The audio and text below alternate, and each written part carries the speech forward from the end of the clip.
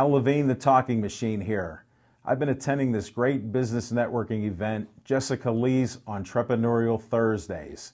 It takes place between 5:30 and 8 p.m. at Little E's, which is located above Mahoney's on Liberty Avenue in downtown Pittsburgh. The evening includes live jazz, blues, and business networking opportunities. We taped the January 24th event to share with you in the hopes that you will attend the future performances of Jessica Lee's Entrepreneurial Thursdays. That I am asking, who I'm going from. Just love me, I love you. It won't be hard to do. All that hoping you will. I'm in love with you. I'm going to give this microphone to Manfred. The theme tonight is branding your venture. Manfred helped to put the panel together and as our co-host, so you're going to hear what he does around the theme of branding your venture. Here you go. Hey everybody, how are you doing tonight? Good? Good? Are we happy? Okay. So... Yeah, we're happy! We're happy. Hey, we're happy! We're so incredibly happy! All right, that's what we want to hear. So tonight's theme is branding, and you know, I realize that branding is a dirty word for a lot of people because they think, oh, it's all about like shiny stuff and your logo and what colors you choose, and it's really not. You know, your brand represents who you are and what your values are, and you have to understand that if your brand represents who you are and truly represents your values, it will resonate with your clients, it will resonate with your customers, and it will be true to yourself, and it can be actually your guiding principle for how you do business. Companies that go astray when they do branding that doesn't mesh with who they are crash on the shoals, and it's a disaster, and you will immediately know when your brand does not match your internal values. Group 16 is a little over 2 years old. Okay, a little over 2 years. We actually have corporate history that goes back a bit further than that, Okay. because we acquired another firm. Actually, the introduction happened here at Little E's for the other firm introduction. So we have customers who go back about 5, 6, 7, 8 years. But Group 16 is a design and marketing studio based over in East Liberty. We are deliberately small. We're deliberately focused on the user interaction and the user interface space. So we do websites, we do web applications, we do development, but it always begins and ends with that user experience. We work very closely with our clients to identify who their audiences are, what they do, what they need, what their wants are, so we can tailor that communication solution that fits best for their customers. You know, it's not all about what you want, it's about what your customers want, and we help you identify that and really create a solution that speaks to them and then makes you look good.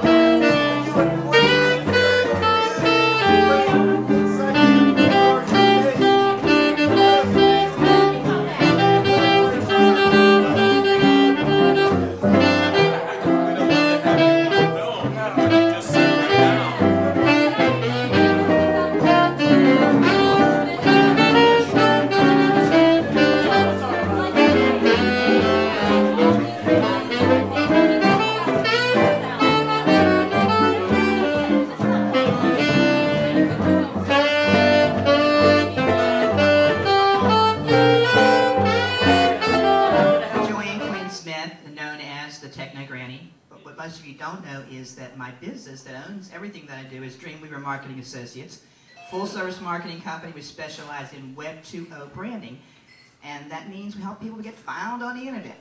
Technogranny helps you get your Google on.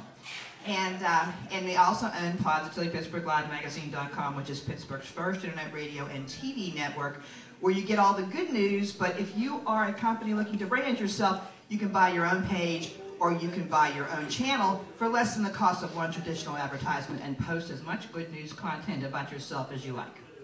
All right, let's pass the mic to Manfred. He's going to ask a question about the theme. You want me to go first?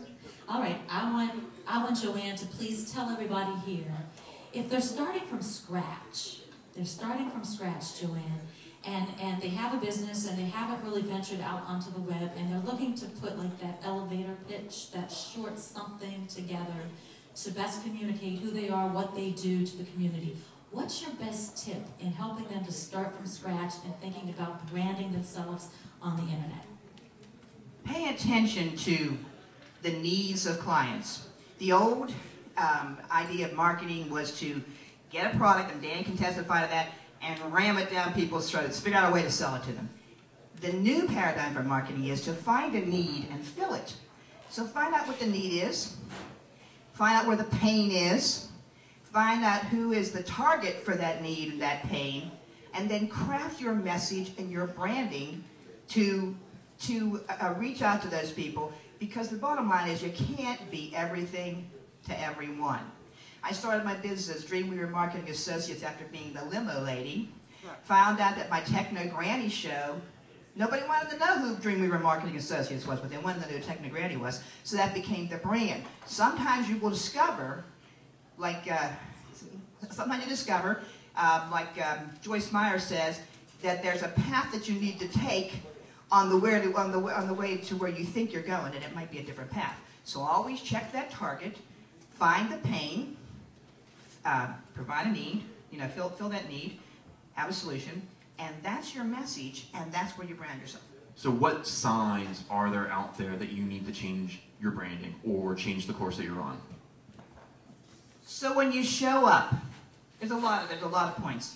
Number one, if everybody knows about LinkedIn, the new thing on LinkedIn, okay? I think that I should be known for Web 2.0 branding, and if you Google Web 2.0 branding in Pittsburgh, you'll find me. But on LinkedIn, everybody puts me up there for social media marketing, public relations. You have to figure out what people think you do and what their need is. And use their terms. And use their terms. Okay. Use their terms, because you just never know. For instance, like I said, nobody cared what Dreamweaver Marketing Associates was, but they did just immediately grab onto Techno Granny. Now, there are people who told me they would never do business with anybody named Techno Granny, but I'm living proof that's not true. Okay, Joanne, and how do people find you and connect with you and engage with you? That's the last question. Okay, several ways. You can go to my online internet radio and TV network, pplmag.com, Positively Pittsburgh Live Magazine.com, or PeterPaulLoveMag.com. And you can listen to my radio shows, which are listed on TalkShoe, Techno Granny Show, Positively Pittsburgh Live. They're also on iTunes, Zencast, and just about any internet radio or podcast directory there is. And also you can watch for us, and this was a branding tool that I wanted to. There are several things I want to tell you about branding. One is show up. Like tonight, I showed up in my mucklucks, even though it was 12 degrees outside. Okay, here they are. And I don't usually wear these. And so you show up and you put your brand out there. But the other thing is not just online. You've got to do things in person. This is one of the things that we sponsor through PositivelyPittsburghLiveMagazine.com. And I'm going to give this away later if somebody can tell me how many people we hiked on September 6, 2012. It's a hug-a-thon, so you have to think about how many Pittsburgh people Hug-a-thon, if you know, and people that are on a staff, Alan, Hank, and Martin, you can't say. Somebody else has to tell me how many people we hiked on September 6, 2012, and I'll give this away. I'm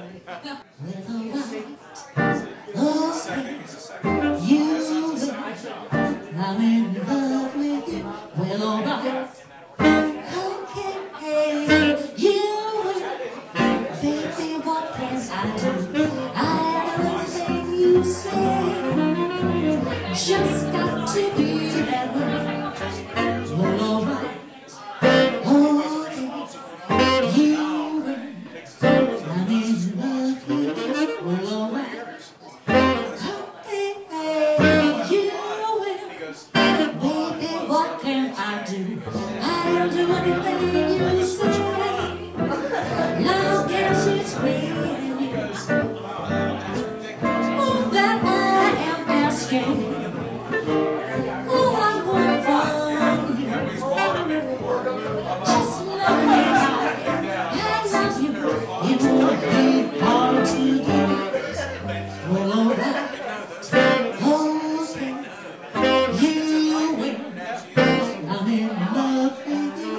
Oh my, baby,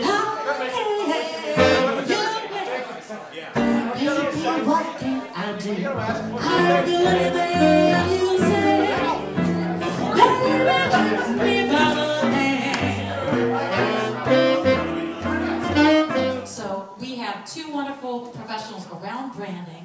I'm going to ask Manfred to pass the mic first to Dan, and Dan's going to tell you a little bit about his company, Draws Marketing, what it is, what it does, and what he was handing out as he walked up to the stage. Yeah, hi, thanks. I'm Dan Droz, used to teach in the business school over at Carnegie Mellon. We have a branding firm which helps companies kind of expand their brand width. That is, expand the way they have meaning and breadth and depth and understanding about their audience. The candy bar that you have, that's the world famous Droz bar, and the business card's inside and a little message is on the back. Droz, okay, so I had that a little bit wrong. Droz Marketing. No, that's D-R-O-Z. D-R-O-Z. Okay. Rhymes with rose, just doesn't smell as sweet. All right. and so what made you think of the chocolate? Well, everybody, who doesn't like chocolate? Who doesn't like chocolate? Who doesn't like chocolate? I once heard that, you know, before you can get people to open up, you have to give them a gift. And marketing, in a way, is a gift, and sometimes giving someone a little gift can help them open up, and I hope to talk to some of you a little bit later. And before you pass that mic now, you are former professor at Carnegie Mellon, Marketer of the Year. Yes. Marketer of the Year in 2012? Yes, yes. Okay, that's pretty impressive. Thank you. And a serial entrepreneur, multiple businesses. Yes, yes. Okay, so before we pass the mic to Hank, give everybody one or two of your best tips. Your Marketer of the Year is a kind of a cool thing.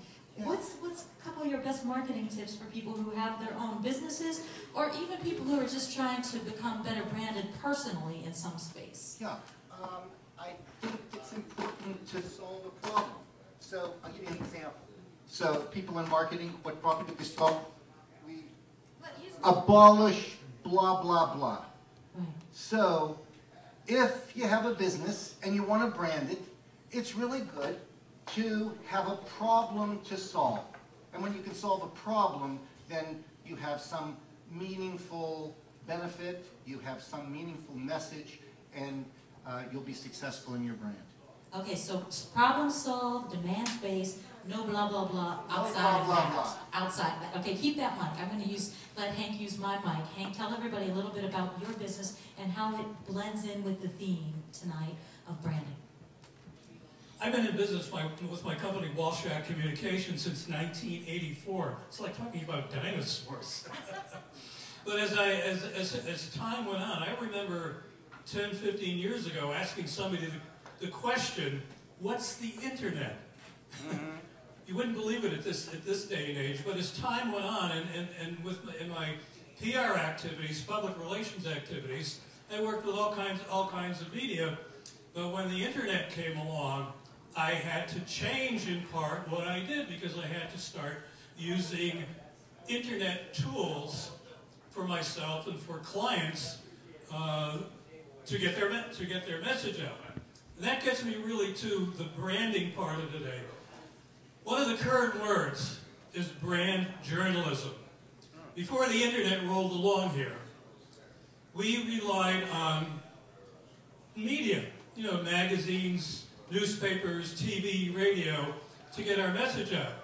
But when the internet came along, we found ourselves in a do-it-yourself position.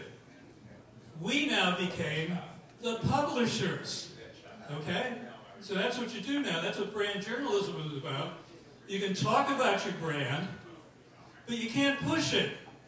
You have to deal with it and engage people, engage customers by providing them with information that's useful, practical, and above all, as original as you can make it. So that's really one of the key things today relative to branding. So I had to adapt my brand, Walshack Communications, to the new demands of the internet. So I'm one of those fatalities, if you will. Okay, now let's pass the mic over to Manfred. Manfred, you're going to ask a question that both are going to answer. And just, yeah, be sure you hold that microphone, but not the cable. We seem to have little cable issues there. I know, it's a little, that sounds good? Okay, all right. I think for Dan, my question would be, there's really sort of two concepts, I think, around branding and marketing that Dan can answer. One is the idea of the importance of just showing up, which is, at least half the battle. And I think the other question, we run into this all the time with our clients, and I think would be a good question for Dan to answer is the effort question. I believe marketing is very much a effort over time. So how do you get your clients to now understand, like, you have to put in the effort to get the results? You just can't throw something up there and expect something to happen. So how do you educate them in that really important piece? We like to think about marketing like physical fitness. We'll call it marketing fitness. Now, if you want to get physically fit, you have to reduce the fat and increase the muscle. In marketing fitness, the fat is the cost of marketing. That is, how much it costs you to get a customer. So in order to be successful, you've got to lower the cost of marketing, and you get vehicles like email or outbound blogs, content, or signage, or the billboards on the side of your trucks, things that can lower the cost of marketing.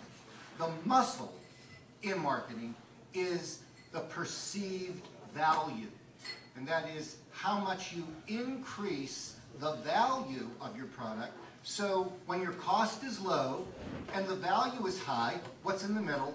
Profit. So we call that marketing fitness, and the reason why to analogize what you do every day, just like you have to do your push-ups every day, you've got to walk 30 minutes every day in order to be physically fit, you've got to make those calls, you've got to send out those emails, you've got to write those blogs every day and get into the habit of being marketing fit, and that way you can be successful. All right, so constant communications. That's a good answer. Okay, Hank. We're going to have one question from Manfred for you. So let's pass that back to Manfred, and then you can use my mic. So my question for Hank would be, I think actually a tangential question, is now with the rise of the do-it-yourself ethos in the internet and internet marketing, the downside to that is people don't know when to hire the professional. They think they can do it all themselves, and what signs are, you need to hire somebody to help you out. They'll set you on the right path, but now you need to hire somebody. That relates to the question of resources that people have to put into their internet inbound communications, for example. I work with a lot of smaller companies and smaller organizations, and I tell people, I suggest to them three things. You can try to do it yourself, you can get someone to help you do it, or you can have someone to help you just do it. So I think the key thing is when they find themselves so bogged down with what they have to do, because let's face it, doing internet communications in any way, shape, or form, e-newsletters, blogs, they're time suckers. You can't just dash them off. It takes a lot of planning, it takes a lot of effort, and that's how I think when people come up, the rub comes in when they see they just can't do it all. That's the time when they need to go outside for professional help. And let's actually let Dan answer that question as well, because that is a really important thing. We were talking about cost. When do you go ahead and find outside help in PR and all kinds of branding efforts, logos, etc.? Well, those things that you can do every day, those little things that we were talking about, like walking 30 minutes or making phone calls, getting into the habit of doing little things every day, those are things you can do yourself. When it comes to creating a brand, and that is creating something for one time that is the gift that keeps on giving, something that will continue over and over to deliver a message, and then you don't need to actually hire that person anymore. You do it once, whether it's a website or a brand, then it becomes a gift that keeps on giving. You do not want to do something for yourself that somebody else does every day as an expert. You want to do the thing every day that you do best, those little incremental things that help you get your costs down and get your business in. Yeah, I mean, nothing great can be accomplished alone, so you need a great team, okay? Okay? Sort of a final thought on that. I often like to tell people that it's, and I know this experience, it's like, you know, being a mechanic. And I love working on cars, and I'm more than willing to dive into something. The difference between an amateur mechanic, who as talented as I may be, and a professional mechanic is professionals have better tools, and they've seen it before. And that's when you hire a professional. Yes, I can eventually figure it out, but it might take me 3 weeks. I can take it to a professional, pay him, and he'll be like, oh, 5 hours, it's done. So that's that equation. You know, what is your time worth, and is it worth for you to make all those mistakes when you could find somebody who's already made all the mistakes or seen the mistakes, seen the errors, and they will guide you in the right direction. Go ahead. And I would add to that, usually the reason why people do not hire a professional is because they think it's less money. They feel that doing it themselves is going to save the money. Well, you actually don't have to pay yourself, but nothing could be more expensive than creating your own message or brand without the help of somebody who really understands how to do it. Because it is not just the gift that keeps on giving if you do it right. It's the gift that keeps on taking away if you do not do it right. So it can be the most expensive thing you do, not the cheapest thing you do to do it yourself. Come love,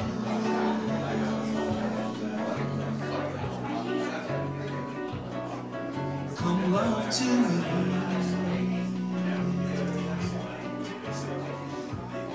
Come love,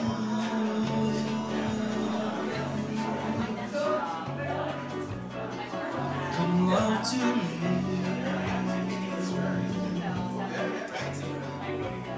All alone is waiting. I'm looking for pour some hope into my life and find a home in you.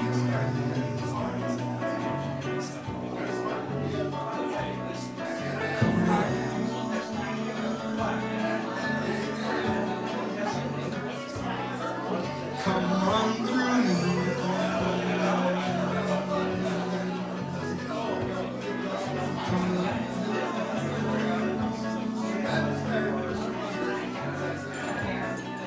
Come run through me.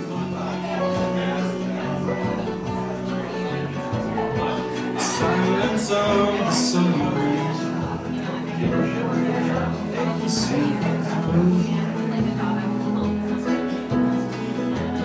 nights like this again.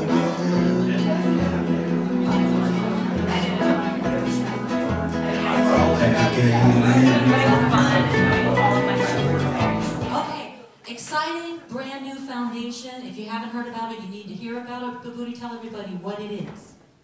Thank you, Jessica. I'm the founder and president of a fledgling organization called the Rukmini Foundation.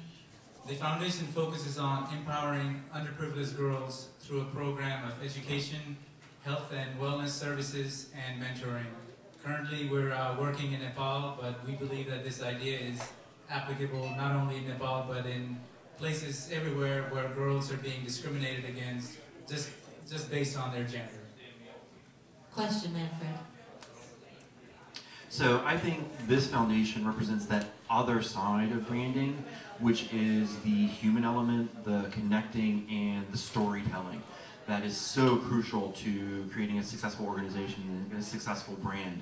And that would be my question is, you know, how important is that personal connection and that storytelling part of it to what you guys do? And what are some things you've done recently in the community? Thank you, Jessica. That's a great question.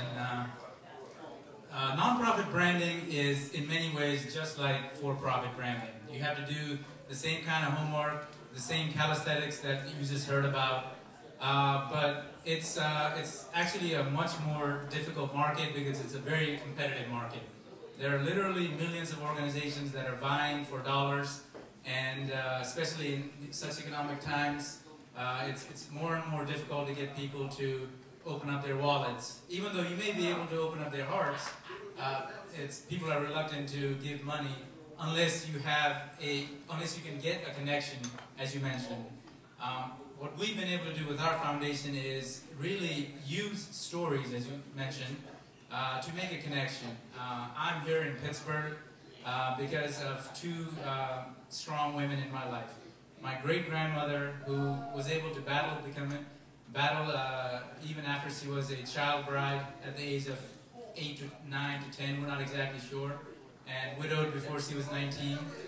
And my mother, who was the first girl from her village to go to school. This girl who started her school in 8th grade, was her first class, was able to graduate high school, college, and eventually graduate with a master's degree from University of Pittsburgh. That's why I'm here. And so the story about how empowering girls can make a difference, not just for a generation, but for generations upon generations. And I'm a living proof of that. And having that story really helps, and helps to resonate that with people, and makes a connection. And as Jessica asked, what have we done locally? The thing that we focus on our foundation is that we believe that these kind of situations, these kind of difficulties that girls face, it's not just a Nepal problem. It's a problem everywhere. Girls from underprivileged areas in the U.S., Africa, Asia, Europe, they have more difficulties than boys do. So that's why we've done a lot of events in Pittsburgh where we try to raise awareness about how empowering girls through education can not only give them a future later on, but in the short term, it gives them that self-confidence to think that they can achieve great things. So, and we've done a lot of awareness events like art sales in Pittsburgh, and Jessica has been a great host here, and we've come to speak about what we're doing at the foundation here a couple of times. So those are just some of the things we're working on at the moment. And so the networking, the personal networking has played a big part in what you do. I kissed the rain,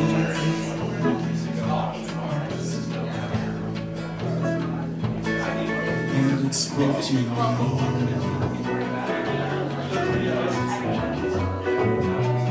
Come on,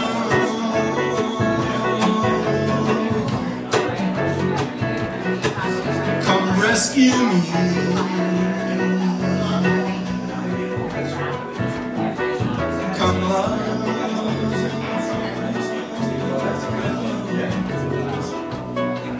Come rescue me from me to you in winds of blue. The storm in me gets lost in